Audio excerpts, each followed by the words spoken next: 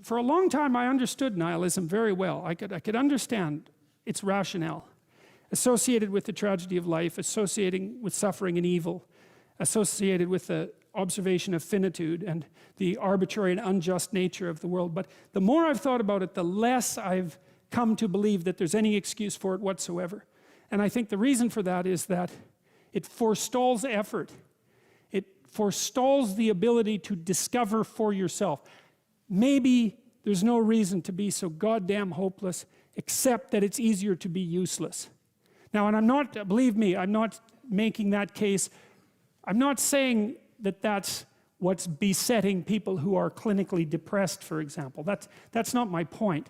Clinical depression is a terrible thing. There's lots of reasons to be rendered, to be tossed into a catastrophic condition. That isn't what I mean. I mean that kind of cynical, arrogant, rational, hyper-intelligent nihilism that throws the world away as if it's of little use before it's been properly engaged with.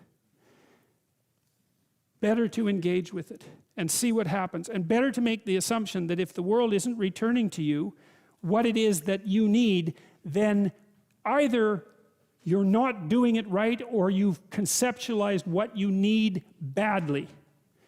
Why not at least open yourself up to that possibility, right? Because you could be wrong. Hopefully, if you're suffering, this is a great thing to know. Hopefully, if you're suffering, you're wrong. Because if you're suffering and you're right, then there's nowhere to go. So it's very useful to find out whatever errors you might be committing. Another thing that's really interesting about the Jews in the Old Testament, it's a remarkable thing. Every single time they get flattened by God, it's always their fault. They never say the world that God created was corrupt and God is evil. They never say that, no matter what happens, right? No matter what catastrophe occurs, when they have every reason to at least put that hypothesis forward, they don't.